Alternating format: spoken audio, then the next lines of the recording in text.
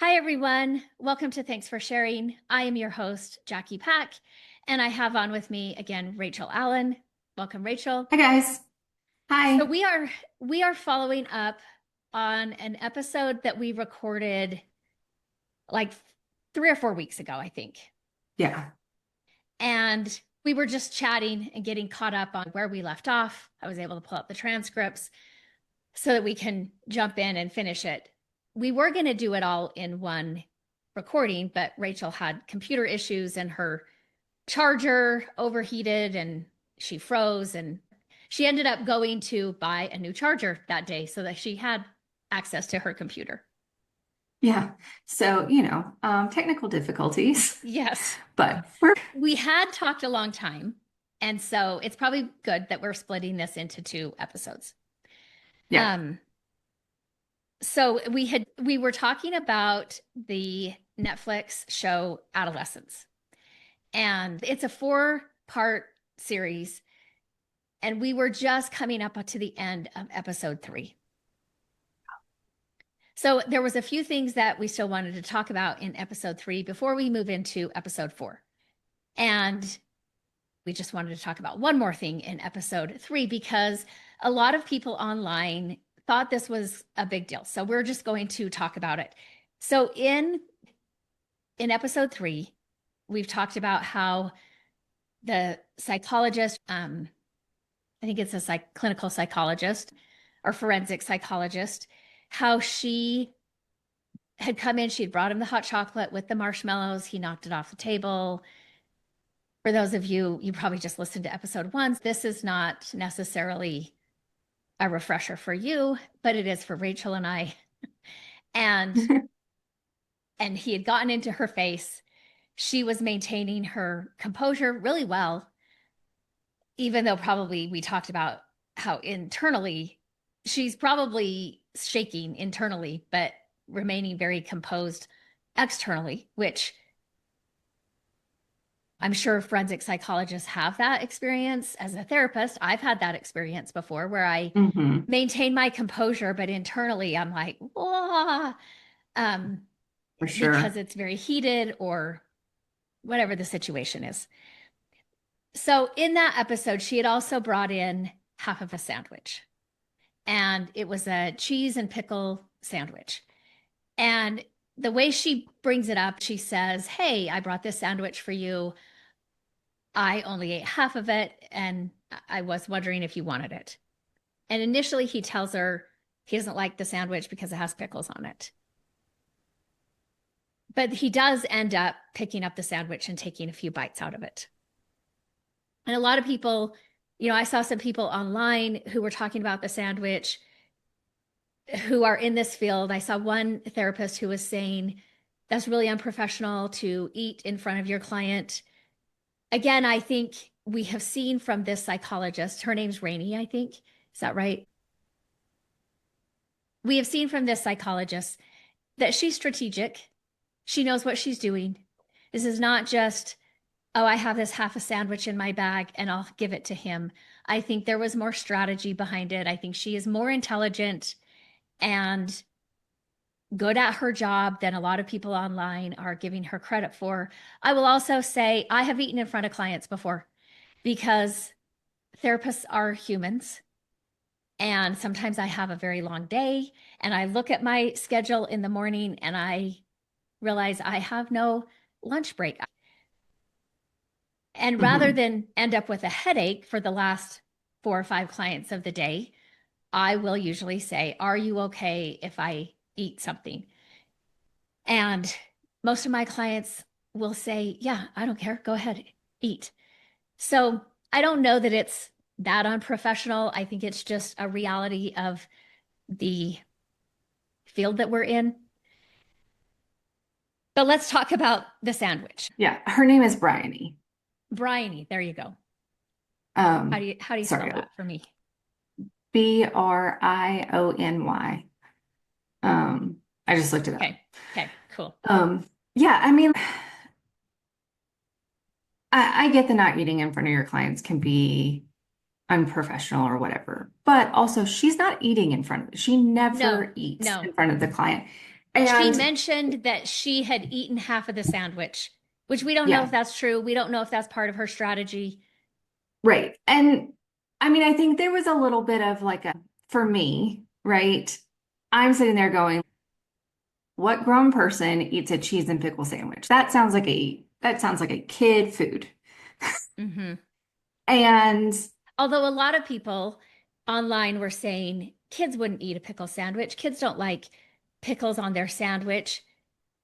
Now, I know that your kid eats pickle sandwiches. My kids yeah, loved pickles. They love that vinegary.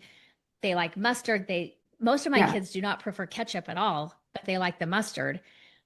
And we have problems in our house about having to, or we have had problems in our house having to measure out how much pickle juice they can drink so that they don't leave the pickles in a non-briny jar and they start to dry out. So we often have to be like, okay, you cannot drink more of this pickle juice until the pickles are gone.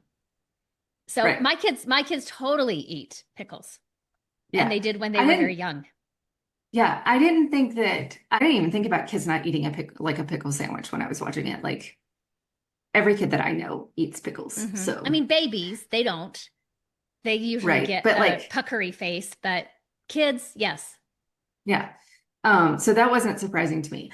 I thought it was strategic. Like I really thought, okay, she made this sandwich for him based on previous conversations in order to give him a little bit of a sense of like security or like,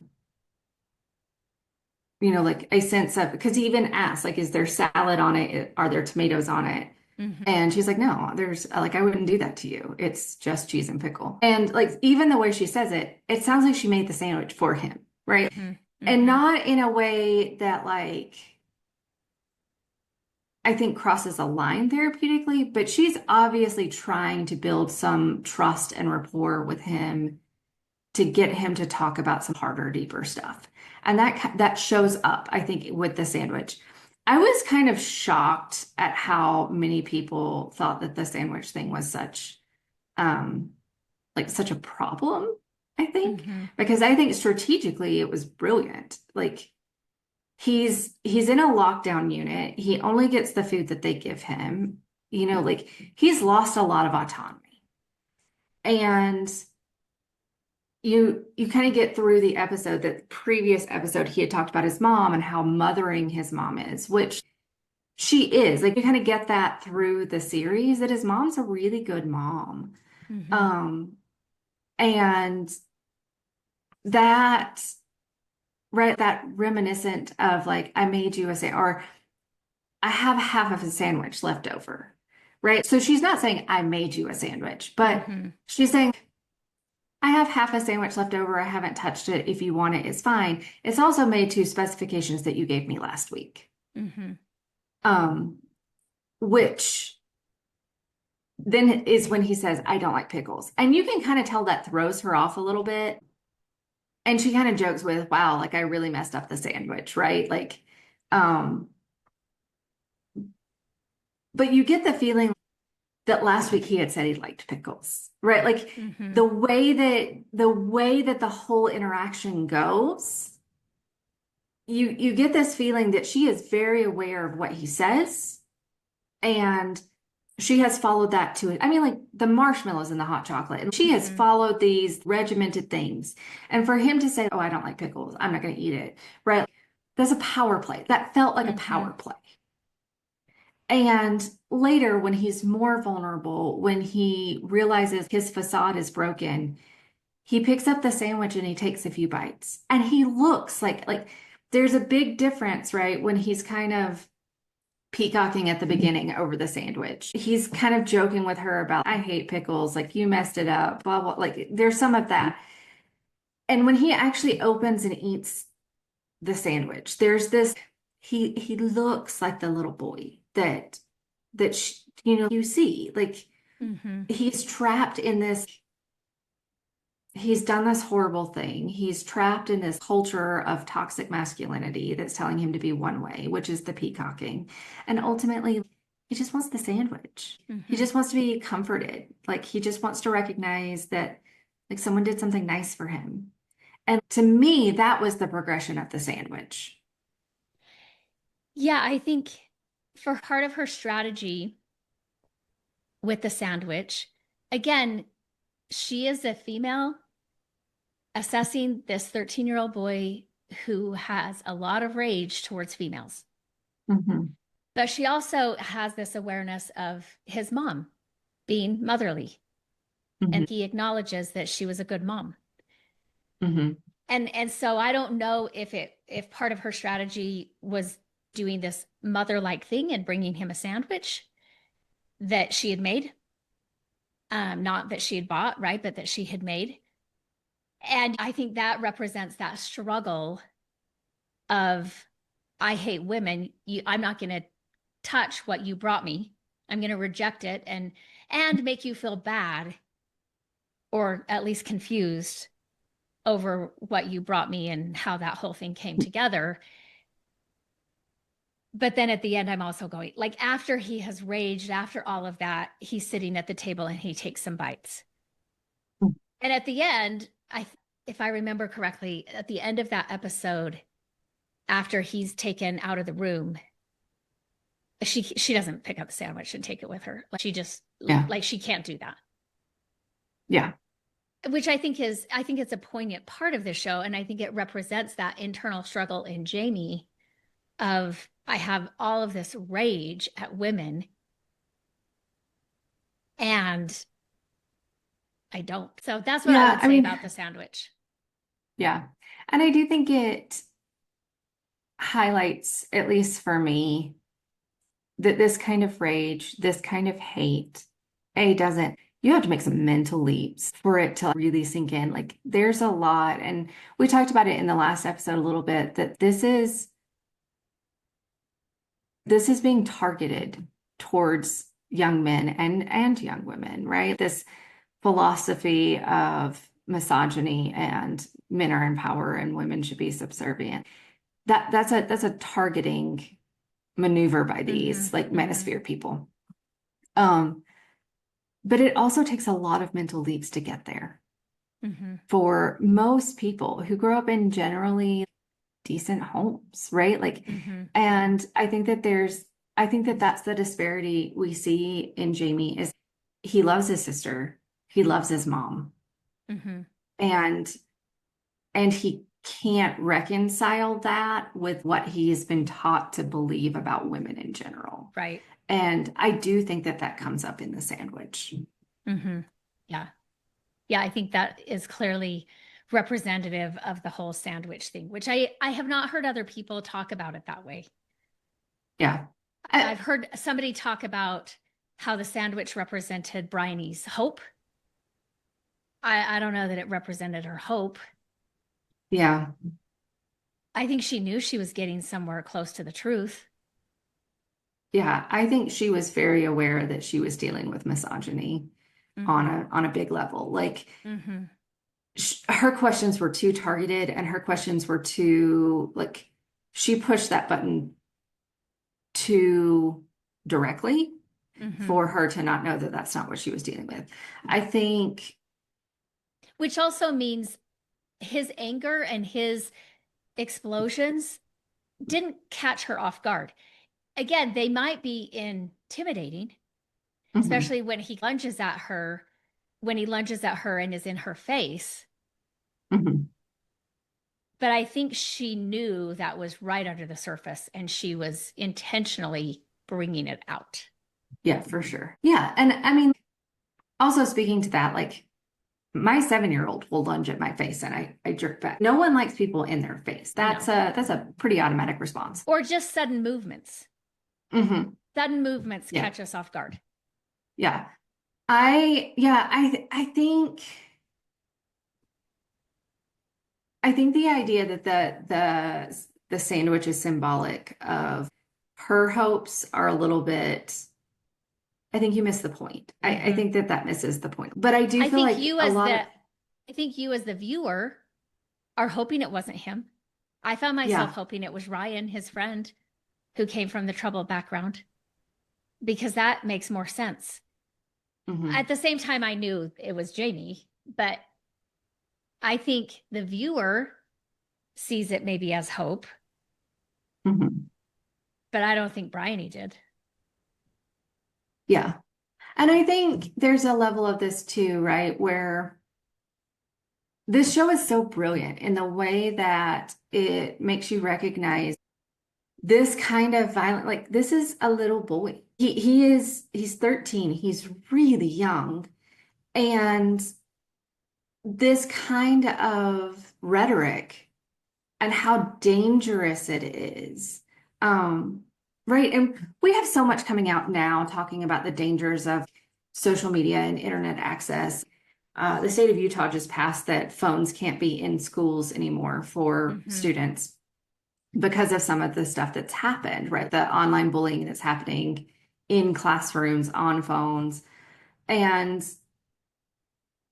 we're starting to understand technology in the hands of developing minds needs to be guided, and it needs to be like we need to be really aware of what's Mm-hmm. happening there. And there has to be Um, limits on it. yeah. Um, and I think also one of the things that continuously stands out, right, is how disconnected the world in which Jamie lives is online. Mm-hmm. And he's really disconnected from the people, physical people around him, Mm-hmm. in a lot of ways. And I think that this is one of the ways that the show kind of anchors that in reality a little bit is this is reality. You are in a lockdown unit without access to food that you or Mm-hmm. parents or comfort. To lose that so young, I think is detrimental. And I think that we see that often in these kinds of cases where adolescents are raging and they don't know how to control it or right. There's a lot of reasons kids rage. And you and I talk about this all the time that all behavior makes sense. It's not created in a vacuum. Right. And I think that that's the thing about the sandwich that got me is she, it was purposeful, it was intentional, and it held space. But I think we're all in this cognitive dissonance as watchers going like, no, there has to be a happy ending to this. Like he didn't do it. It was an accident. It was Mm-hmm. right. Whatever version of that we're trying to get because we see a little boy. Mm-hmm. And I think so many viewers also grew up with good moms and a Mhm. dad who, yeah, sometimes lost his temper, and that they know that he had a worse childhood than what you see from him. Mhm. So I also think that family dynamic is common for a lot of Mhm. people. And so I think that's why sometimes they are hoping or projecting onto this that that family dynamic would not produce a Mhm. 13-year-old who kills a classmate. Whereas we don't really ever see Ryan's parents. We know that Ryan's parents are more absent. That is the dynamic that I think people are comfortable saying, oh, yeah, this would produce something, Mhm. which I think was Mhm. also brilliant on the part of the writers to put it in that family dynamic. Dad had improved. He was not like his father. And and his mom was a good mom. And in many ways, Jamie still slid through the cracks. And I think a lot of parents are not fully aware of what their kids can be exposed to online. Mhm. Yeah. I mean, and I think some of that is just technology has grown so Mm-hmm. fast, right? Like I was talking to someone the other day and just in my lifetime, we went from landlines to cell phones to mini computers Mm-hmm. as phones, right? I didn't have a computer in my Mm-hmm. house until I was like 14, right? We had a typewriter. That's what we used to do our book reports as a typewriter. And like I would go to the library to do research on computers because it wasn't cost effective to buy our own Mm-hmm. computers when the library had one, right? And so just to know, like, now it's essential that every kid have a tablet, every kid have a Mm-hmm. phone, right? Like, I, that is just insane when you think about how Mm-hmm. fast technology has developed and how predatory huge chunks of the internet are, Mm-hmm. right? And so, yeah, I think that there are a lot of parents who think, oh, they're at home, they're fine. Mm-hmm. Or It's, when my kids were youngish, like let's say seventh, eighth grade, which is where Jamie's probably mhm, at 13. I don't I don't remember my kids having access to smartphones. mhm, Maybe they were there, not what they are today, because that's improved so much. But my two oldest kids, their first phones were a flip phone. And that was not out of the ordinary. Most of their mhm, friends, when they got phones, they were flip phones. They were not smartphones. So that was the norm. And so, as working parents, both of us were working parents, they could come home from school and they would watch TV. And maybe they watched too much TV or whatever, but it was Disney, Disney Plus, Nickelodeon. That's what I mean, they had access to more channels, but that's typically what they watched. right, This is not what's happening on phones today. They're right, not just watching Netflix, they're not just watching shows.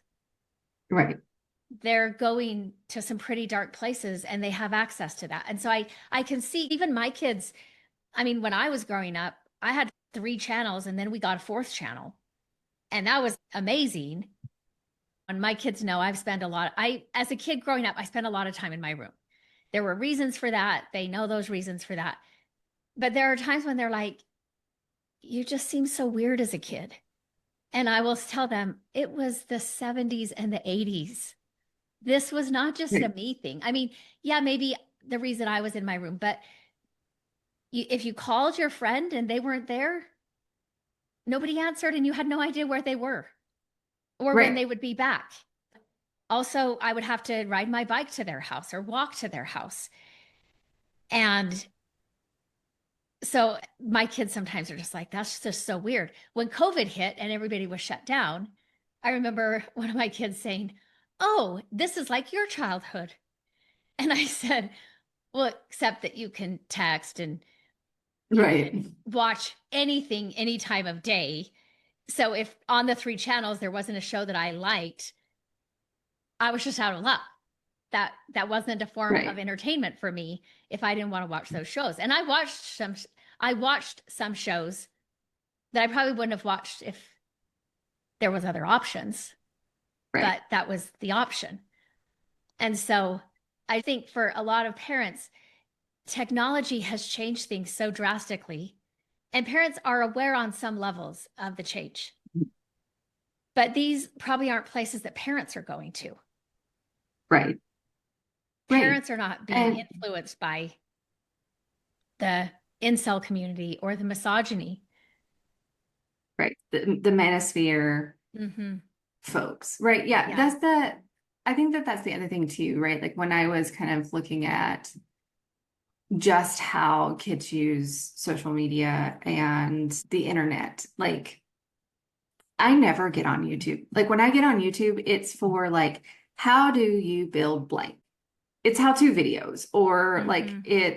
I can't figure out how to do this one thing. I look it up on YouTube and there's, Mm-hmm. someone that shows you how to do that. I am never on YouTube just to watch videos. Like that is such a weird thing to me. And I get it. I understand that people do that. I just don't. But when you start to realize like how much the algorithm shifts for certain things and how Mm-hmm. much content of the manosphere is on YouTube and how Mm-hmm.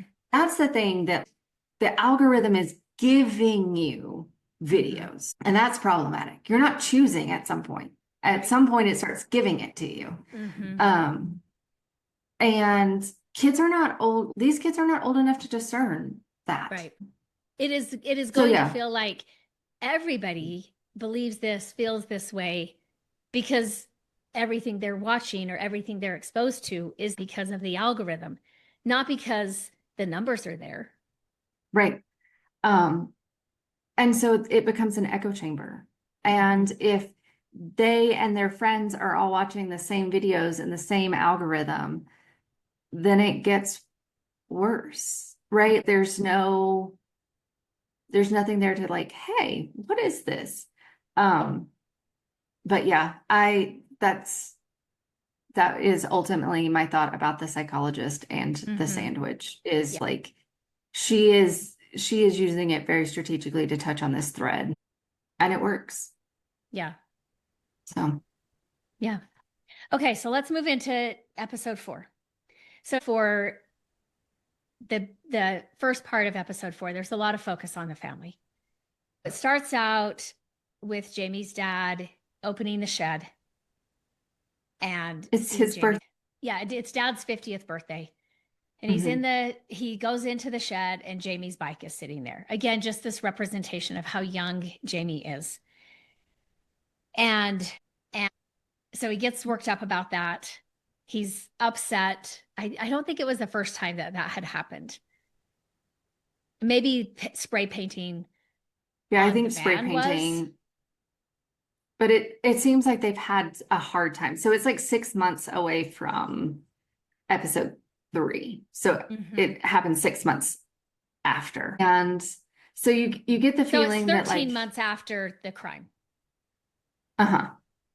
Um, so you get the feeling that like they've experienced some neighborhood gossip and things, and, you know, and like that. And so then these kids spray paint his van with a derogatory term that I looked up. It means like a pedophile, which it's British for isn't somebody who like accurate. messes around with kids. Yeah, that's not accurate. But again, I'm sure families who are on the side of somebody who commits their kids who commit a crime, I'm sure they experience the hate Yeah. that people would direct towards their kid, whether that's an adult or a minor, but the rest of the family ends up getting the heat for a lot of that. Yeah.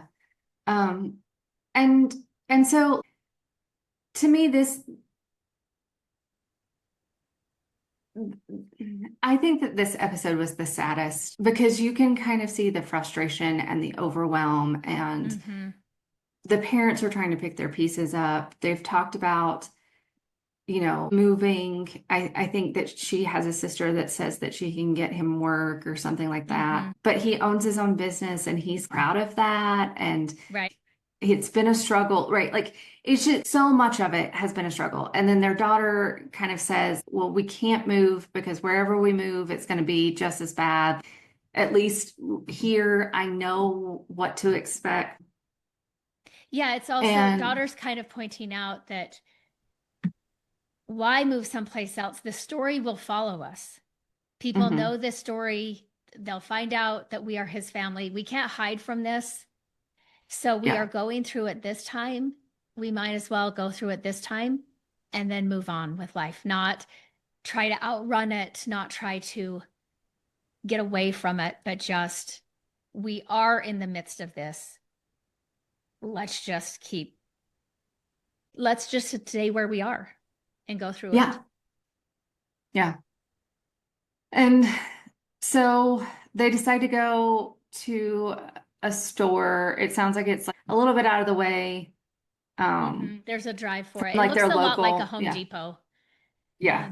with the orange shelves and stuff. I wanted to say one thing too, because the show starts, it's dad's birthday. After dad's outside, he comes in and his wife is she's going to make breakfast for him for his birthday. He's worked up because of this derogatory term that was spray painted on the side of his van. And they have she gives him a hug and a kiss, and they're insinuating that maybe later in the day or that night they'll have sex. But then he just gets worked up over some things. And so mom ends up not cooking breakfast and they end up going to the store. But before that, dad goes upstairs. He's upset. Mom follows him upstairs. And I think it was Dad who said, could we have changed this? Mhm.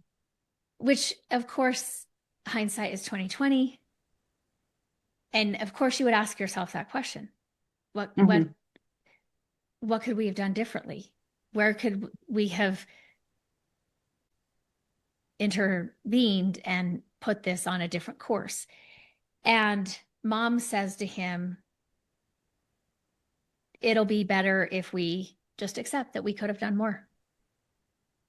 Mhm. And then daughter comes in, they're talking about moving. Daughter comes in for that conversation and says what she says. We just talked about that. And she leaves the room to, I think, go get ready to go to the store with them. And the husband looks at his wife and says, how did we make her? And Mom says, the same way we meet him, Mhm. which is very poignant. They are dealing with this. They have two children. One has done something horrible. Then there's this daughter who they don't really get into. I'm sure she's not having nice things said to her at school. She's feeling the heat of that, but also developing some wisdom that maybe she could have developed from a different type of situation, but she's developing it from this. And Mom is saying, we have to accept this. It's been a year. Mhm. We have to figure out how to move on with life. We have to accept we could have done more. We can't keep playing this. Could we have? Could we not have? Just accept we could have. Yeah. Yeah. And then, I mean, like, yeah, so they're upset. They get in the van, they go to the Home Depot thing. It's not a Mm-hmm. Home Depot. I'm not really sure what the store is, but that's what it kind of looks like. Mm-hmm. And then he's confronted in getting the paint stuff to get rid of the Mm-hmm. name. Um, he's confronted with the fact that there are people out there who are on Jamie's side who believed that Mm-hmm. she deserved it, believed that this was fine. It was a worker at this store, an employee of this store, Mhm. who, like, I don't remember if Dad had asked him for help or whatever, but he recognized Dad Mhm. and comes up to him and is talking not loudly, but talking softly so that just Dad hears it, and makes some comments about how everybody is on Jamie's side and sees that what he had to do was what he had to do. And the dad is very disturbed by that. Yes. Like, it is one thing to see that that's beliefs that your son has picked up. It's a whole other thing to realize there's other young men out there, there's other boys out there who have bought into this propaganda. Mhm. Right. And I think it's that moment, right? Like for me, it was that moment of realizing that like the shrinking of safety, Mm-hmm. right? World just got really small. Yeah. And it's one thing to be recognized and I think that this was the thing that stood out to me. It's one thing for him to be recognized and hated for what his son did Mm-hmm. because he is struggling with that, right? Like he is Mm-hmm. struggling with what his son did and is Right. struggling Just a with this reminder, like he had gone to the site where she was killed and laid flowers. yeah. Um and he's struggling with how they got there. And so it's one thing to be hated or to be confronted with something that you believe. Mm-hmm. You believe, like, yeah, this is awful. I agree with you. Like, Mm-hmm. This is wrong. this was wrong. And it's another thing to have someone confront you or someone recognize you and validate the thing that you think is abhorrent, Mm-hmm. right? I think that that was the thing that hit is like it's not that there was a support of, hey, I know that you're probably going through a lot and it's really scary and I just want you to know I see you, right? Mm-hmm. Mm-hmm. That is different than we support what Jamie did. Mm-hmm. And I think he says something like the slut deserved it or something like that. It's Mm-hmm. very like derogatory and very like misogynistic, right? And you're like, these were 13-year-olds. And I think like was just kind of gutting. And that fact that like, yeah, this is someone he's asking to help get the spray paint off his car. Mm-hmm. And all of a sudden, like he's confronted with like, oh, this belief is out there. And there Mm-hmm. are people that are siding with my son. Yeah. Like that's a problem. Yeah. Like that's a shift in moral code in Right. society. Well, and I think it's also poignant that all of this is happening on the same day Hmm. where he goes out to the shed, he sees Jamie's bike, this reminder of his little boy. It's his birthday. He has the conversation with his wife where the wife says, we have to accept that we could have done more. They talk about moving. The daughter says, no, we just need to go through this. He sees the word paint spray painted on his van. They are going through the messiness and the fallout from all of this. Mhm. And then he goes to the store to cover up the hate that people are painting on the side of his van, his work van, and he gets sympathy, empathy. Yeah. That's a lot to experience. Yeah, it is. And I mean, and I have thought about that one scene in the store probably several times. Because also like there's this moment, right, where his daughter walks up and is like, "Hey, I found this." Mm-hmm. And like he grabs the paint and he immediately turns her and like shields her from the Mm-hmm. employee. Yeah. And it's so subtle. It is such a subtle thing. But there is a moment for me that I'm like, oh, he gets it. He Mm-hmm. realizes how unsafe this is for his daughter. That this is not just his son and Katie. This is an entire movement Mm-hmm. that now puts his daughter in the sights of this in a way. Mm-hmm. And and he's trying to get out of the store really fast. He's still really aggravated, which all of that makes sense. And then he sees the kids who spray painted his van from the neighborhood, and they're on their bikes, and he runs after them Mm-hmm. and gets in their face. He gets a little aggressive with them, right?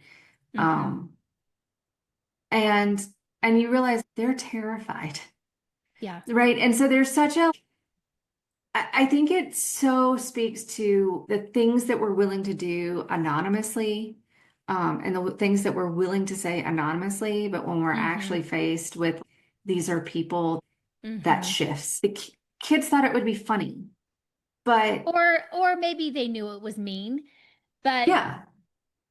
you don't get the feeling that they really knew this family. They know what has happened, but they don't know them personally as a family. Hmm. And Hmm. so painting that word on the side of the van to them, they're just, I mean, they're not up to good doing that, Right, but they aren't faced with the damage that they're doing and the pain that this family's going through.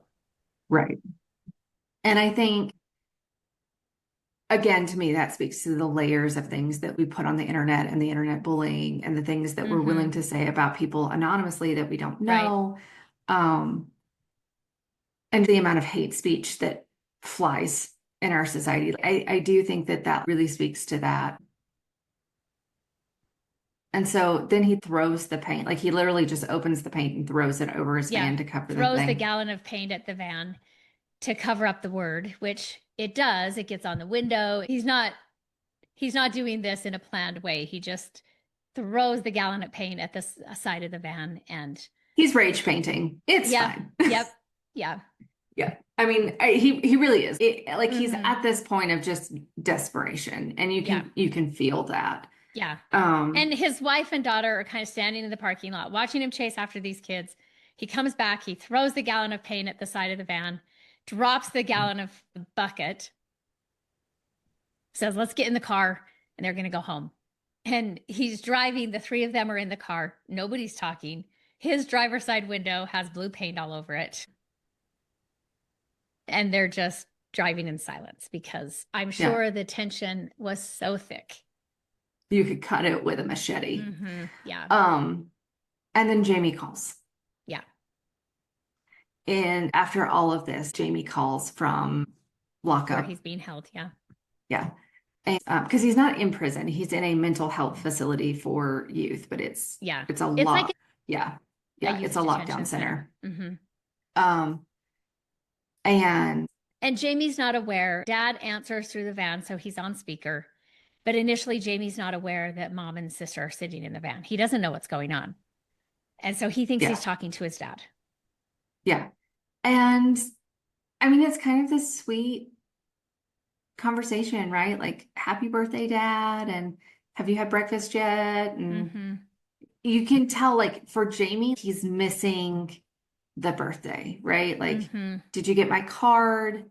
Because that was the other thing is earlier during the episode, right? He opened his card from Jamie and it was a drawing that Hmm. Jamie had done. And he was talking about how good Jamie was becoming as an Yeah. artist. And Which is um, interesting because we see dad just raging in the parking lot, which mhm, I'm like, yeah, if rage is ever justified, that day would bring it out.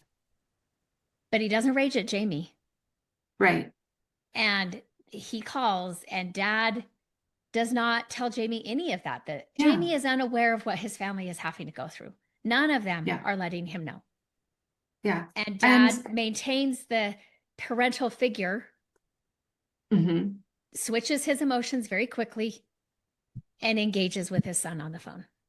yeah. And I mean, I think that there's a beautiful piece of that, right? Like where dad is still parenting. Hmm. Dad is still protecting his little boy. Dad is still like showing up fairly Hmm. emotionally vulnerable with Yeah. son, right? Like he's all the way through, he's actually a very emotionally available dad to Hmm. Jamie, and you can see this push and pull and I mean, dad and has also in had to be there at some really pivotal moments, like yeah, when they strip search him and try to yeah, collect DNA evidence, when the two detectives are questioning him and show the video. Dad is there in all of these moments. hmm, And so he's not protecting him per se from consequences if he did this, yeah, but he's being a parent. yeah, He's yeah, protecting him from what the family's having to experience and the emotions that dad is feeling, mom is feeling, sister's feeling. He's not giving that to Jamie. yeah. I mean, and you kind of get the feeling that he knows if he gave that to Jamie, it would break Jamie, right? Like, Hmm. Yeah. because Jamie's I think 13. that, He yeah, can't carry the he's weight of the family. right, right. He's not prepared for this. He's not prepared Hmm. for any of this. And he's not emotionally available for any of this, right? Like, and I just think that that was just kind of a beautiful thing to watch dad shift, soften, right? Hmm. He just gave Jamie space. And then, Hmm. mom and sister say, "Hey, we're here too." Hmm. And Well, and that's there's this after like, Jamie saying that he's decided to plead guilty. yeah. So And mom and sister Jamie, are crying in the car, silently crying, because Jamie's again telling his dad this. And the family mhm, doesn't know what just happened in his last meeting with Bryony. They don't know that. yeah, But you pick up, and now Jamie has decided to plead guilty because he basically confessed to the psychologist. yeah. Well, and I think that that's an interesting thing too, right? Because there's a 6 month gap between when Bryony does her assessment Hmm. and this phone call. And she says in episode 3, you need to take advantage of all of the mental health Hmm. stuff that they give you, right? Like Right. you All the need to take resources. all of the resources. And so to me, there's this belief that he does, right? That there's Hmm. this like he's come to the conclusion that he needs to be accountable for his actions. And I'm guessing through some work. But yeah, so he's saying I'm changing my plea. I need to be accountable for what I did. I I need to figure this out. Hmm. Which And is, in a way, him admitting to his family, or he thinks dad, that he did Hmm. it, which dad knows. Yeah. Dad saw the videos. Right. Dad has gotten there before Jamie ever did. Right. And, but he, in essence, in this phone call, is admitting to his family that he did it. Yeah. Um, and I think that like, I don't know, there's just always this like plausible deniability until it happens, right? Like until he actually says it. And then it's like the family is like, okay, Mm-hmm. this is where we're at. And they get back home, they hang up with Jamie, they get back home. They had planned to like go to a movie and then decided like they didn't want to go back out and Mm-hmm. deal with things. And, like it's this like heavy moment. And then Mm-hmm. dad goes into Jamie's room at that point, and it's like just kind of looking at his room. He sits down on the Mm-hmm. bed. He like, I think there's a teddy bear or something there that he Yeah. like So he picks starts up. sobbing, like Hmm. the heaving sobs as Hmm. he's sitting on Jamie's bed. And there's like the bed's been made since the morning they arrested him. The bed's been made. The the bedspread's over the pillow, and then there's a teddy bear propped against the pillow. And dad goes in, sits down on the bed, and just heaving sobs, Hmm. letting it out, letting all of the stuff out, all of the emotions, the heavy emotions that he has been carrying for the past 13 months are starting to come out. And Hmm. not in the anger, but actually in the sorrow. And he takes the teddy bear that's on the bed and apologizes to the bear, Hmm. saying, I I'm sorry. I should have done more. I like Yeah. And accepting that we could have done more. yeah. And there's something in that scene because I can't remember exactly if it's in that scene or right after, but his wife is talking to him about it. And she says, like we were so worried about what was going on outside, and he Mm-hmm. wanted that computer. And we thought he's safe. He's in his room. Mm-hmm. He's safe. Yeah, I think that was earlier in the day. Yeah. When Yeah. she was talking And about we need to acknowledge we could have done more. yeah. And so like the whole episode kind of leaves you with this parental, like they were doing the best that they could. And I think that that's Mm-hmm. the thing, that they were doing the best they could with the knowledge that they had.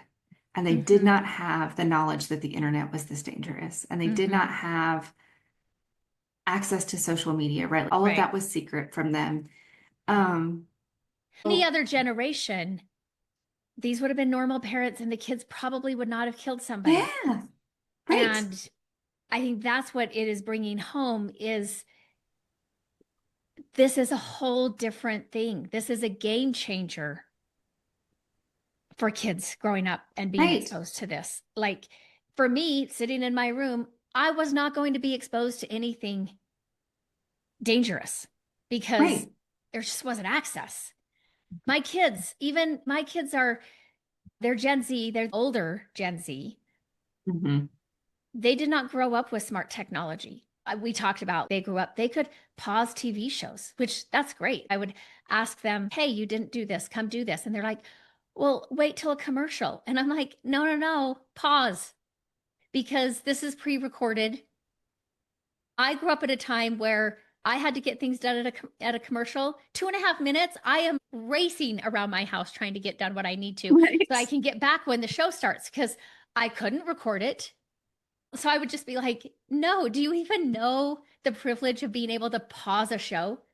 The Right. I watched the entire series of the X-Files on Sunday nights, just hoping, right, that my parents didn't get Mm-hmm. home Yeah. before the episode was over because I was not allowed to watch the X-Files, but of course it did. And it was on rabbit ears, right? Sometimes it was Mm-hmm. like fuzzy and you kind of got it. But yeah, and I mean, I'm a millennial. I'm an elder millennial. Mm-hmm. I'm on that cusp of Gen X and millennial. But I didn't have, I mean, I had a cell phone, I had the brick Nokia. Mm-hmm. Um, when I turned 16. And that was literally like you had to pay for minutes. You had Yeah. to pay for every text that you like every yeah. And the literally the only reason I used it was to let my parents know I'm leaving this place because I'd be going through a dead zone and they always wanted to know like we had deer and stuff and Mm-hmm. lived out in the middle of nowhere. And so my parents would kind of time like, okay, she should be home at this time. So in case there was an accident, they knew where to look for me. And that's really up until like my second or third year of college. Mm-hmm. That was the kind of technology I had. And then iPhone came out, but even like the original iPhones, they were really basic based on what like we have Mm-hmm. now. You could get And your email, which was a step forward, right? you could download music and listen to it on your Mm-hmm. phone, Yeah. but you had to download it. There was no such thing as streaming. Pirate it. Yes, but yeah, so like Napster and all of Yeah. that. Yes. But like, yeah, the amount of access that shows up in smartphones now and shows up on like tablets, smartphones, things Mm-hmm. like that is just crazy. And if you're not, Right. like my child has an iPad, we have it locked down. She has access to calling her grandparents, calling us if she needs to, which usually Mm-hmm. she's with us when she has the iPad anyway. And and that's only on Wi-Fi, right? It doesn't have any cellular Mm-hmm. Yeah. data. And then she's got like Netflix that's parental controlled and Disney Yeah. and PBS Kids. Like that's it. Mm-hmm. And we, like, you can set up a lot of technology now to have parental controls where you Mm-hmm. can see what they're doing, see how much time they're Right. spending on that, control their time. But a lot of parents are not doing that because it's exhausting, especially when we get to teenage years, right? Because then it's like, Mm-hmm. well, they're gaming and all that. And that's the other thing is the amount of conversations and things that happen over Discord or like Mm-hmm. through gaming apps where they're gaming and they're talking and what they're saying and where that's coming up is some really Yeah. interesting Yeah. things, some really toxic Yeah. masculine behavior, right? Yeah. I just think that it's one of those things that we have to be aware of as parents. I think it definitely highlights the undercurrent of things that we need to address as society, Mm-hmm. Mm-hmm. controlling what Yeah. is going on for kids. Yeah. And I think previous generations of parents have this awareness that the younger generation has their own vernacular, Hmm. they have their own wording. I do feel like a lot of it now is recycled Gen X and they think they're coming up with it. And I'm like, no, no, no, this is us over here. We did that. And we were largely a neglected generation, but we just didn't have access to things that we do now. And so I think a lot of parents are used to that idea that you'll be somewhat out of touch with this younger generation. Hmm. But I don't think parents understand where this generation can go or where their smart technology can lead them, where they accidentally go and then they keep going back. That is a new dynamic. This is not just like when my oldest was, I don't know, seventh or eighth grade. She had a phone that could accept phone calls and texts. Basically, that was it. And I think I was texting her one night. She was probably 12 or 13. And I said something, I asked a question and she responded, IDK. And I said, what does IDK mean? And she said, I don't know. And I said, well, you're the one that sent it. How do you not know what it means? And she's like, I don't know. And I'm like, what are you talking about? How are you like? And I was with other parents. We were with two other couples. And I'm like, do you know what IDK means? And they're all like, no, no. And so I'm like, what are you, how did you use this? And you don't even know what it means. And she finally calls me. She's like, Mom, it stands for I don't know. That's what it means. I don't know when I'm going to be home. And I was like, oh, oh, got it. Okay. Yes, I'm on board with that now. Explain to the other parents. It means I don't know. I use that regularly now, Yeah. but they were using it before parents were because it wasn't just me and my husband who didn't know what it meant. These other two couples had no idea. So those types of things yeah, we're out of touch. That's not dangerous. Right. That's not concerning or threatening. And it is now. Hmm. Yeah.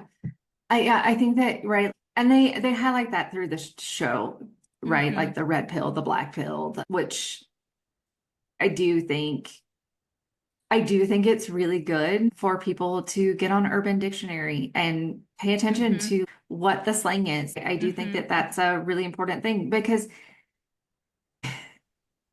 language develops over time and Hmm. it's always done that. There's nothing wrong with that.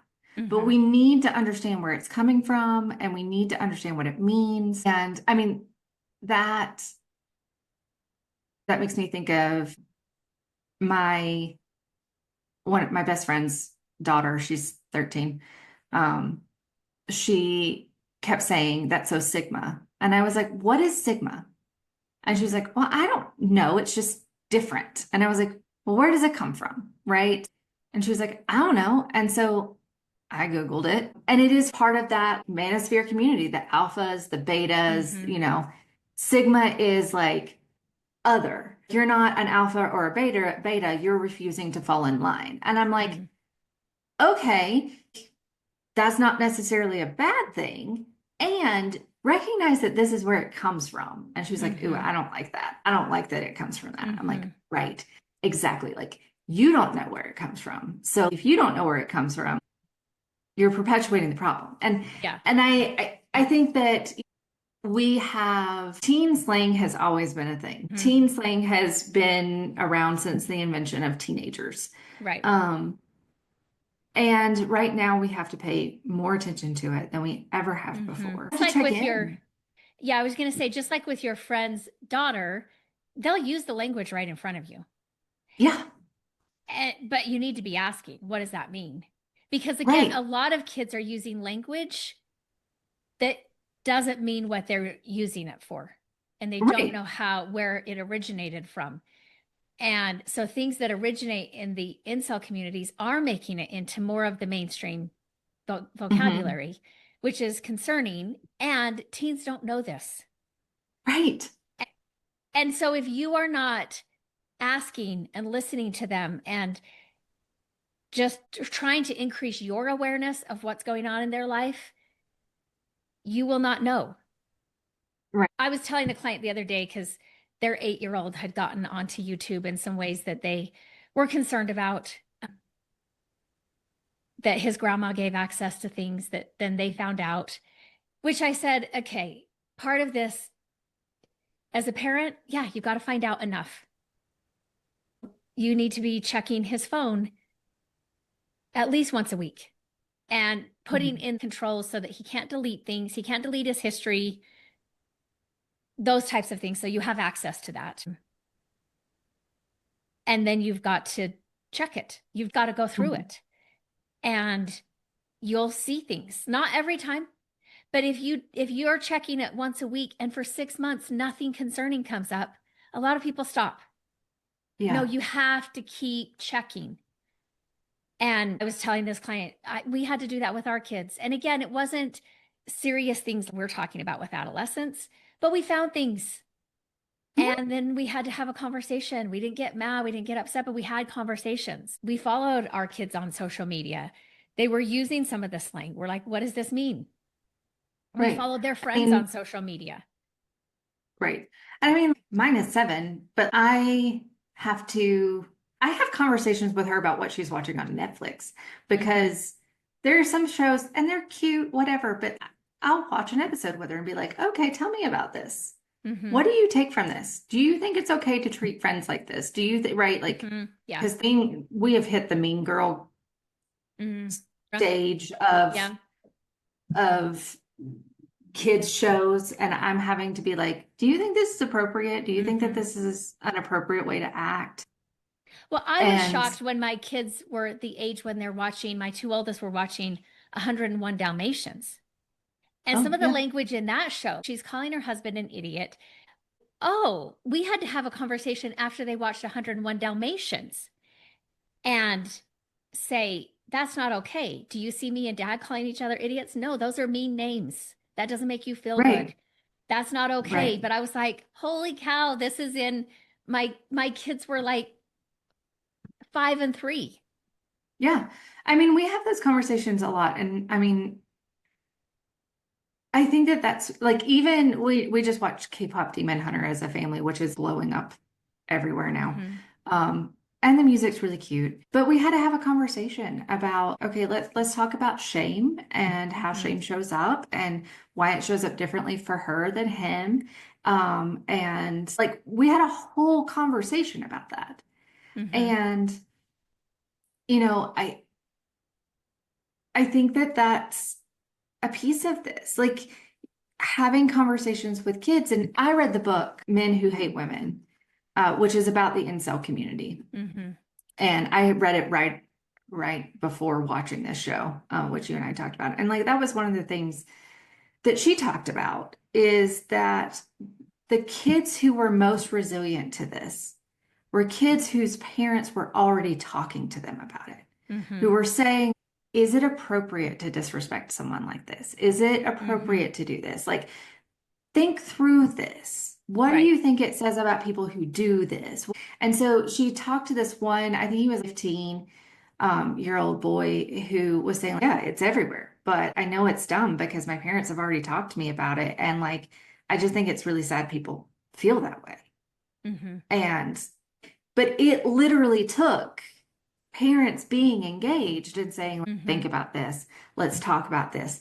This Mm-hmm. is not appropriate. This is why it's not appropriate. Yeah. This is what consent is. This is Right. right. Like all of Well, and those that things. started probably at 3 or 4 with them Yeah. talking about things that were not this. I tell clients a lot, like the Yeah. conversations evolve as your kids get older, but it's kind of the same format where you're listening, you're asking Hmm. questions. What do you think about this? What do you think about that? You're not lecturing because kids can spot a lecture a mile away and tune it out. Hmm. You're showing interest. You're asking questions. You have trust. So they will give you information because you aren't shaming them or mad at them or raging at them. But then you're also able to influence them. Yeah. I And mean, that's a huge part of keeping kids safe. yeah. And I do think it happens with everything, right? Like I just had a conversation. So her grandparents showed her the Prince of Egypt movie, animated movie, right? And okay, that's fine. But she came home and she had some questions. Mm, And her questions were valid, right? Like, but like one of the questions she had was, wait, if God had the power to free them, why did he have to kill all of the Egyptian babies to do that? And we were like, good question. What do you think? And she went through a whole lot of like, well, maybe it wasn't really God. Like maybe God isn't that all powerful. Maybe, you know, he was really, really mad. Maybe. And she came to the conclusion that she was like, I don't know, but I don't like this God. yeah. You shouldn't kill babies. That was Yeah. her that was her like, but we let her walk through that, right? And I think Hmm. that there's a lot of panic, I think, that comes from parents of like, what if they don't conclude the right things? Hmm. Well, I don't know what the right thing is for that, right? Like Right. these are questions that, doctor level theologians ask and don't have Hmm. answers to. Yeah. Yeah. So let her question. Yeah. And I think that like we've had to do that with friends. Like, do you think it's nice when someone says, if you don't play this game, I'm not going to be your friend? Do you think that that's fair? Like, what Hmm. would be a better way to handle that? Right. And then she'll process that, right? She'll be like, well, probably like, well, I don't want to play that game, and I really want you to pay attention and do something like let's rotate, let's Hmm. negotiate this. But I do think it starts really early so that when we get to these bigger things, we've already set the process of like, okay, let's think through this. Like, Hmm. what do you really think? How does this sit in your body? How does this make you feel? Hmm. What do you think this makes the other person feel? How do we approach this, right? Which again is a long script parenting, Hmm. right? It's a lot harder than don't do that. No, we think this. Mm-hmm. Don't ask Right. that question. That's It's inappropriate. not the most efficient way of parenting, but it's the most effective. Hmm. I talked about this in a podcast episode. I was talking to a cousin of mine a month or so ago. I had his family over for a barbecue and he stayed late and he and I were out in the backyard talking and he was asking me questions about his oldest, which is a 13-year-old girl, and concerns he has. And I was saying, read the books she reads, watch the shows she watches, ask her questions. And I don't remember exactly what he said, but he was like, but what if she's not drawing the conclusions I want? And I said, well, if they're 13-year-old conclusions, I wouldn't get panicked about it. Like her conclusions at 13 may be somewhat naive and unrealistic, Hmm. but she's 13. Right. So you praise her conclude if she's going through that process of critical thinking, you let her do that. And usually they land somewhere where you're like, yeah, that makes sense. Yeah. Especially at 13 or especially at 7. You don't have to add that part, but you're recognizing this is their reasoning skill at this age with the Yeah. information they know. And that's fine. You just want them thinking it through. You want to ask more questions and let them think. Mhm. Now, I Well, know currently there is a lot of divisiveness that I think we can boil it down in a lot of ways, the divisiveness in our country. But one of the big ones is between being a critical thinker and non-critical thinker. So I mhm. know raising critical thinking kids is a threat to a lot of people. I wasn't aware the way that we were raising our kids was to be critical thinkers. I just thought it was good parenting. Looking back, I'm like, oh, yeah. And I can see how distressing that was for a lot of my neighbors. Mhm. That they, I don't know if they had the words for it, but they knew what I was doing and they did not like it. It Yeah. felt threatening to them. And I can see why. Looking back, I'm like, oh, yeah, that makes a lot of sense. But my kids turned out fine.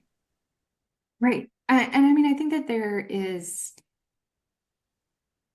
and I think that that's a huge piece of this. And I think your kids turned out more than fine, right? They're all functional. They're all, Hmm. delightful humans, right? Like Yes, all they four of are. your daughters are delightful humans.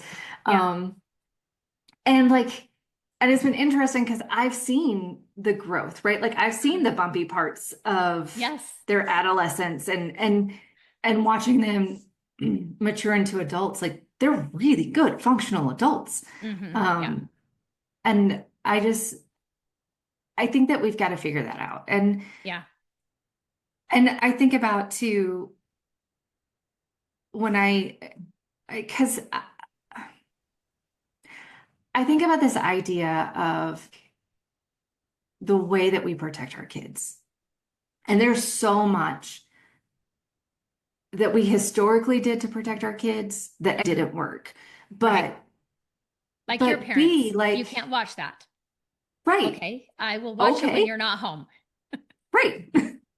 And right, like that wasn't super protective. And the things that Hmm. my parents were concerned about were not necessarily things that I'm concerned about as a parent, right? Like Hmm. I have way more concerns like about around safe people that my kid is around Hmm. versus what TV show she's watching. Or books. Yeah. But yeah, book series. But one of my friends recently, and I thought that this was brilliant. She's got a 15-year-old daughter who's really into romantasy Mm. books, right? Like the YA heroine goes on an adventure, finds a boy, blah, blah, blah. Hmm. And there are a lot of those that can get a little Hmm. spicy. Hmm. And so my friend called me and was like, what do I do? Because I don't like the idea of banning books. I don't like the idea of my child not being allowed to read something. Hmm. Um, because I feel like she should have the right to choose that. And so the conclusion that we had was read it with her. Hmm. And either when you get to the spicy parts, you either get past it and read past it, or you have a discussion about it. Right. And 15. she is being exposed to sexual things. Right. I mean, she has So a that gives you a boyfriend and lot like, of opportunities for conversations and right. And it's influence. been amazing. Like that's the thing is, so they read them together. Um, and and the conversations that come out of that around toxic relationships Mm-hmm. and gender roles and like what is healthy consent, what is not healthy consent, what is abusive practices. Like they've had all of those conversations Mm-hmm. because of these books. Yeah. And she's finding a voice of, I don't think I would like that. I don't Yeah. think I would like to be treated this way. I don't like, I can Right. understand how that's a fantasy, but I don't think that that's my Mm-hmm. fantasy. And I'm just impressed, right? Because there's Mm-hmm. so many parents that are like, nope, you can't read it. Nope, you Yeah. can't do this. And like watching her slow down and read it with her kid and ask questions and what do you like? What does that make you feel? How do Mm-hmm. you interpret that? Like, it's been such a good conversation for them. Yeah. I mean, I tell a lot of people, look, as a parent, life will give you a lot of opportunities to have the conversations you need to have. So if you are not part as parents, if you are not in a toxic relationship, that they'll come across books. And Mhm. if you're reading those same books, you know that and you're having the conversation. To me, I think a lot of it used to be about not exposing kids to things. Mhm.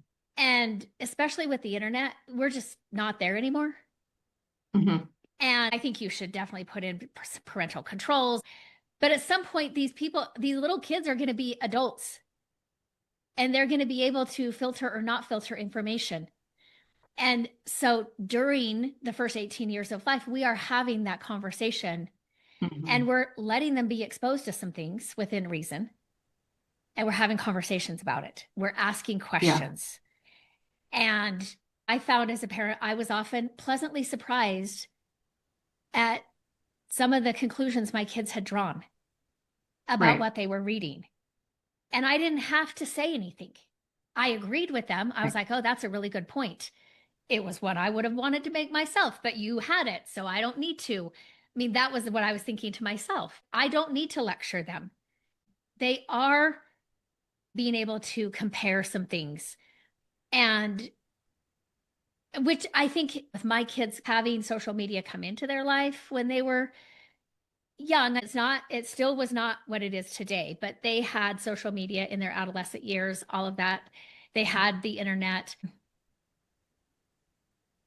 Trying to not expose them to things felt overwhelming to me as a parent. Mhm. And I got some good advice from a different therapist I was talking to who was saying, well, it's never really been about what they're exposed to. It's about, are they having conversations with you about it? Mhm. That's the key. And to me, that felt doable. And fortunately, we had Mhm. already had a lot of those conversations when they were young, growing up. And so we could continue that through the adolescent years. Now, I Yeah. didn't know everything. My kids now, when they come for dinner, the secrets that they had the first 18 years of their life, they're all talking about them. And Yeah. we caught several of them. You don't have to catch all of them, but Mhm. you catch a few, you address them. Okay. And I mean, they're not that significant of secrets, but now that they're all in their 20s, they can openly talk about it with us. And sometimes I'm like, oh my Right. gosh, you guys, but whatever. But we were But having also, enough conversations. My husband and I were aware enough of what was going on that we could address it. right. But also that's part of teenage years, right? Like it's Mm-hmm. appropriate to have some secrets from your parents as you're Yep. learning how to individuate and create Mm-hmm. your own autonomy and things like that. Yeah. Secrets or And lies. as, I mean, they will lie mhm. to you as parents. Oh Okay. yeah, for sure.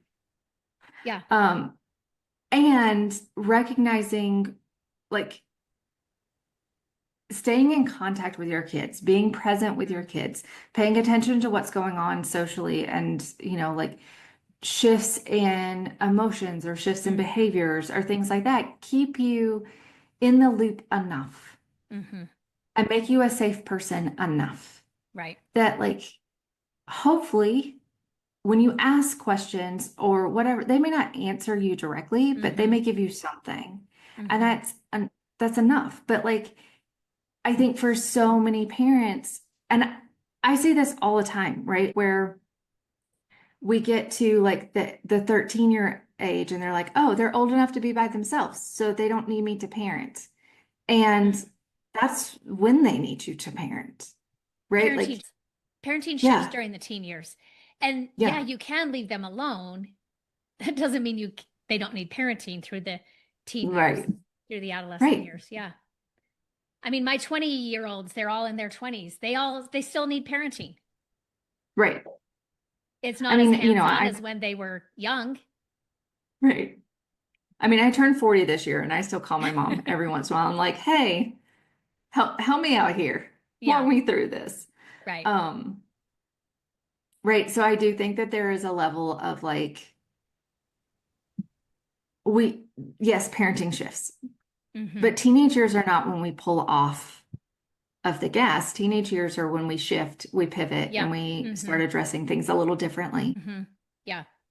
Yeah. This is more like they are closer to being an adult. And Mhm. you have to know that as a parent and somewhat treat them that way. Again, not that you're not parenting, but there's a lot more questions that you're asking during the teen years than you are telling them what to Mhm. do. Yeah. I will say too, I've had some clients say, well, okay, but you didn't have sons. And I tell them, no, that's true. I don't. And we know that there is like young men, teen boys are struggling now more than their female counterparts. Mhm. And part of me also believes that is because we have never given men a healthy message about masculinity ever. Mhm.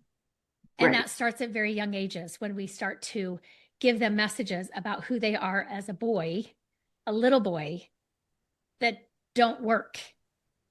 And they aren't going to work when they turn into adult men. And you and I work with a lot of male clients who Yeah. got those messages.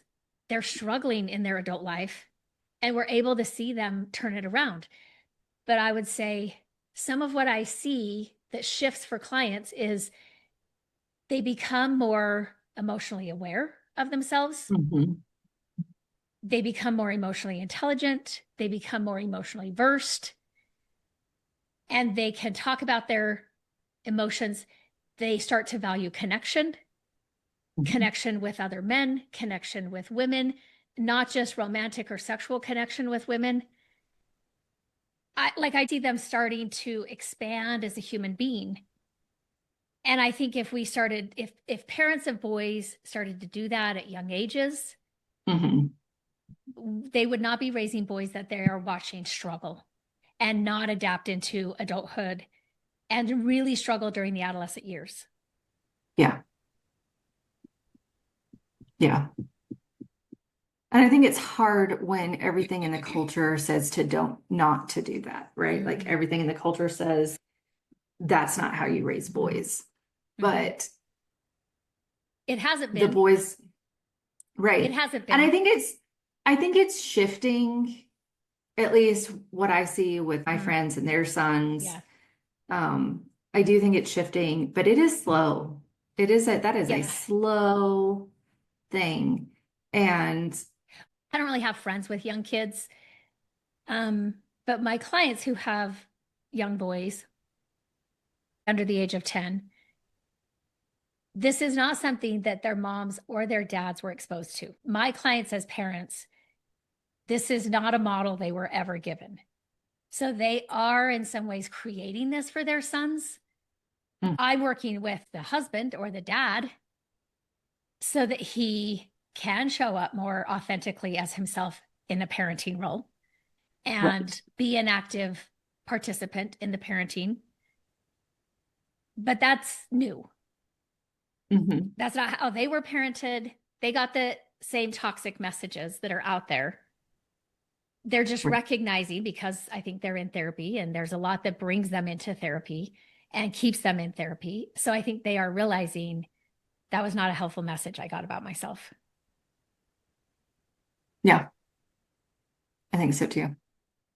I also think that message is why we have so many addicted adults and Mm-hmm. so many, right? Like, I think that's also why we have so many middle class white males committing suicide because that message is just toxic Yeah. and giving them a new way to connect, a new way Mm-hmm. to, or a different way to connect, a Yeah. deeper way to be themselves. Like, Yeah. I think that that's huge.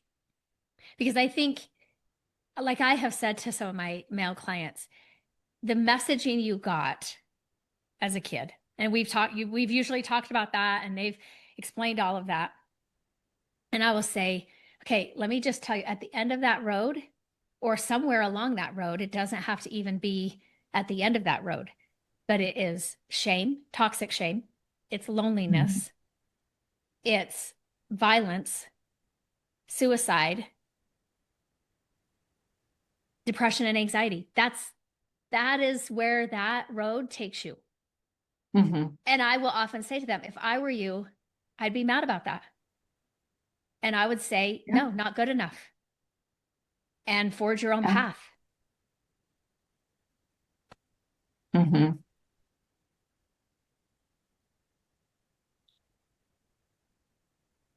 Yeah. I mean, I think that's the other thing, right? Like in the incel and manosphere community, like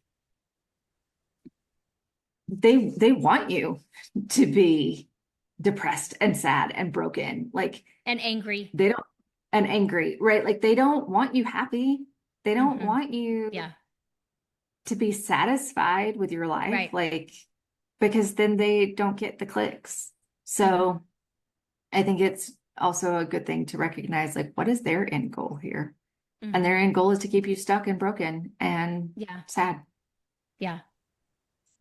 and I will say disconnected. that I think he was the writer of this series, the Adolescent series, has gotten Hmm. a lot of hate from the manosphere, which is not surprising. Right. I did look up a picture of him. He is not the Chad that they talk about. His career has not been about going after the manosphere. He's Right. older. Most of his career has not included anything about the manosphere. But they are going after him with the same vengeance that they go after each other in those communities. Hmm. Because I think they Right. recognize that this is a very powerful series with a powerful message that is threatening to their ability to grow. Yeah. So, Yeah. okay, well, we've talked about a lot, but there we go. There's our take on it. Yeah. This was fun Yeah. Okay. in a hard sort of In a way. dark, hard way. Yeah. Yeah. Yeah. Yeah. Yeah. One of my clients the other day was talking to me and he said, "You're kind of sardonic." And I'm thinking to myself, okay, sardonic. I know the definition of that. And it took me a minute because that's not a word that I don't think anybody's ever described me as sardonic. He said, "You have a sardonic sense of humor." And so I was thinking about it. I don't think I do. And the way he described it, I was like, okay, yeah, I can laugh at dark things. I can, like, sometimes with clients in the midst of their pain, I can be Hmm. present with them in their pain. I don't try to distract them from their pain. But sometimes when we're coming out of the pain, there's some humor and I'll laugh Hmm. with them. And so he was describing that. But I did go to a dictionary and I was like, what does sardonic mean? And it said to laugh at other people's expense. I don't think that's me. And that's not the definition. Hmm. But I think as a therapist, you just have a different lens in which you view things through. It's true. So, yeah. All right.